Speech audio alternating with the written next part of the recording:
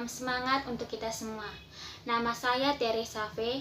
Di sini saya akan menjelaskan tentang hakikat manusia dan pengembangannya melalui pendidikan. Berbicara tentang hakikat manusia, tentu akan tertuju pada pertanyaan mendasar. Siapakah manusia itu? Menurut Zuhairini, beberapa definisi tentang manusia yaitu yang pertama, Homo sapiens, yang artinya makhluk yang cerdas dan berakal budi. Yang kedua, Homo faber, makhluk yang membuat berbagai peralatan dari bahan alam untuk memenuhi kebutuhan hidupnya. Yang ketiga, Homo economicus, yang berarti makhluk yang bersifat ekonomi. Yang keempat, Homo loquen, yaitu makhluk yang dapat menciptakan bahasa dan menjelma pikiran serta perkataan manusia. Jadi di sini hakikat manusia adalah manusia yang berakal sehat, mampu mengeluarkan pendapat, dan berbicara berdasarkan pikirannya. Yang kedua, dimensi-dimensi manusia. Yang pertama, dimensi keindividuan. Artinya, manusia sebagai orang yang utuh dan tidak dapat dibagi. Yang kedua, dimensi kesosialan, yaitu individu bersosialisasi dan menjalin komunikasi yang baik dengan lingkungannya. Yang ketiga, dimensi kesusilaan, artinya berhubungan dengan nilai dan norma yang ada di masyarakat. Yang keempat, dimensi keberagaman, artinya makhluk yang religius. Yang kedua, tentang hakikat manusia dan pengembangannya. Manusia merupakan tujuan atau objek sasaran dalam pendidikan. 3 ciri hakikat manusia yaitu pola pikir, perasaan, dan perilaku. Wujud hakikat manusia, yang pertama kemampuan menyadarkan diri, yang kedua kemampuan bereksistensi, yang ketiga memiliki kata hati, yang keempat memiliki moral, yang kelima memiliki tanggung jawab, dan keenam memiliki rasa kebebasan dan kemerdekaan, yang ketujuh memiliki kewajiban dan hak, dan kedelapan mampu menghayati kebahagiaan. Bicara tentang unsur-unsur pendidikan. Pendidikan berasal dari kata educare, yang dalam bahasa Latin artinya melatih. Jadi, pendidikan yaitu suatu proses membantu menumbuh kembangkan potensi diri dan mendewasakan. Pengertian pendidikan berdasarkan fungsi. Yang pertama, pendidikan sebagai transformasi budaya. Yang kedua, pendidikan sebagai proses pembentukan pribadi.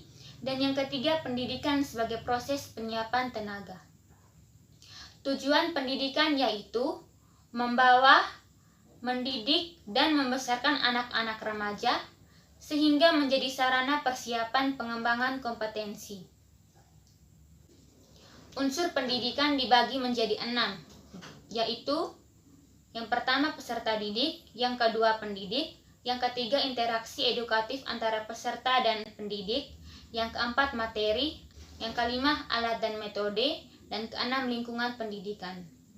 Yang ketiga, kita berbicara tentang landasan-landasan dan asas-asas pendidikan. Landasan pendidikan yaitu landasan dasar yang menjadi pijakan dan pelaksanaan di sekolah maupun di luar sekolah.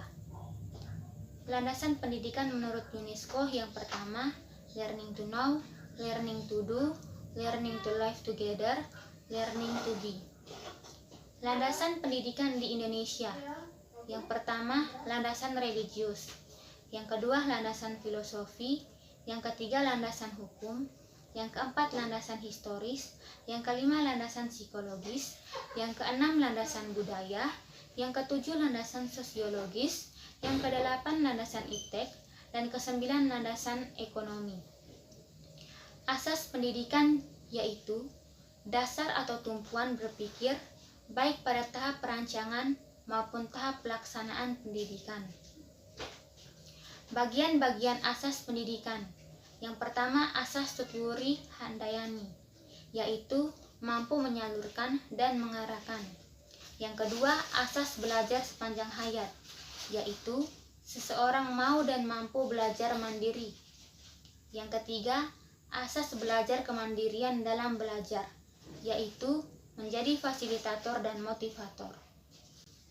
Penerapan asas-asas pendidikan. Yang pertama, asas Tuturi Handayani, yaitu menjadikan pendidikan sebagai teladan yang patut ditiru dan mengingatkan peserta didik tentang kodratnya.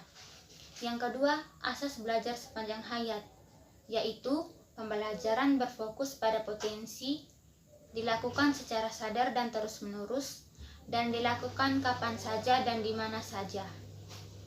Yang ketiga, asas kemandirian dalam belajar, yaitu menjadi fasilitator dan motivator. Materi yang keempat tentang lingkungan pendidikan. Lingkungan pendidikan adalah kondisi dengan cara-cara tertentu mempengaruhi tingkah laku pertumbuhan dan perkembangan.